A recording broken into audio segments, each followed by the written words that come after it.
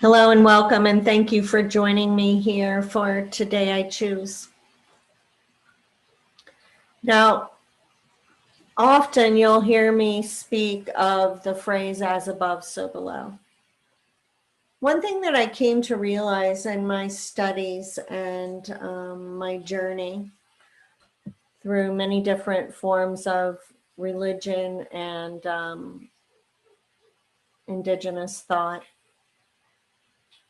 is that when a thought is true, no matter how you turn it, that's a universal truth. That's a universal law. And one of the beings that was a master in that space was Jesus, right?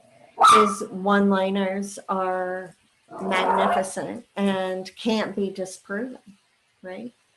As above, so below, right? And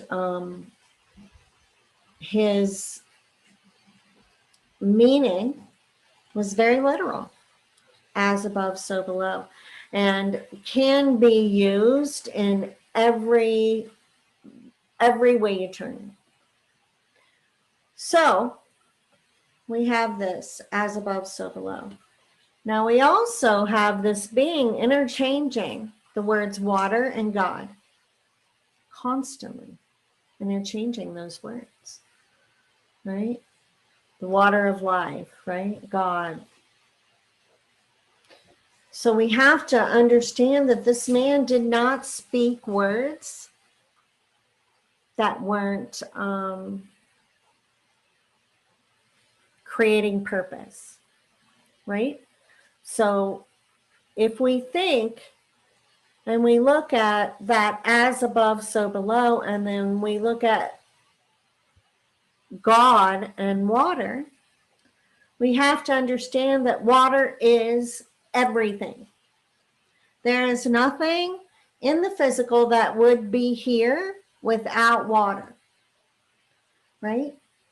As above, so below, right? So interchanging these words, are we being told that God is not a man in the sky, and God is not a being to be afraid of? Is it here, everywhere, all the time, if we choose to pay attention to it, right? Just as the water molecule makes up, right, 70% of who you are. How often do you think about the water molecule? You should think about it more, right? Because we know how thoughts and words can affect the water molecule. As above, so below, right? So could it be possible that what this God, universe, creator, whatever words we want to put around this massive energy that we attach these labels to, is it possible that it is a sea of information? A sea of information. Benevolent, because just as water, it can create destruction or it can enhance growth. Right? That's a big thought, and it's a big shift. Right? Why would we be afraid of that? We use the internet every day. Right? Now, what we also need to understand is that when we are using the internet, clarity is key on getting results that create results that are really pertinent and useful to you. Right? So, would it behoove us to create clarity here so that when we're connecting into that powerful source of information,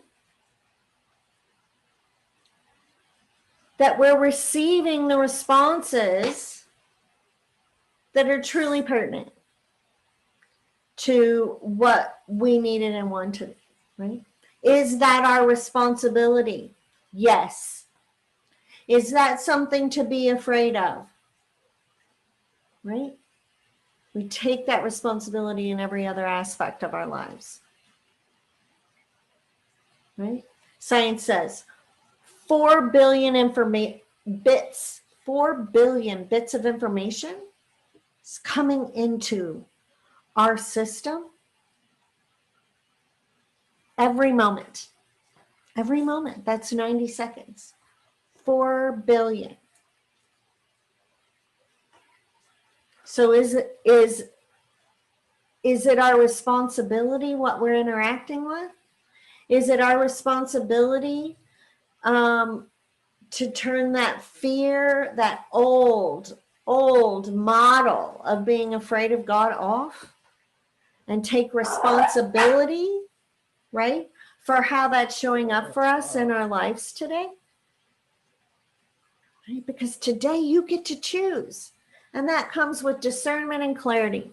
That comes with knowledge and knowingness around who you are and why you're here, and taking responsibility for your words and actions. Right? You owe yourself that, and you owe all of us that. Right? That is being truly a follower of this man called Jesus. Right? This is truly just being who you were intended to be and not trying to be less than, not being controlled. You're powerful. You're here on purpose. Right? Especially if you're listening to this. I don't believe in accidents. Right? So hop on that freedom call, CherieDoyen.com, and let's see how the matrix can, the QT matrix can work for getting you untangled, right, from that kaput, that whole train of coal, right? We can just release it, boom, walk forward. Now, when I say release, I mean an action. I don't mean a thought, okay? FYI. So thanks for joining me here for Today I Choose.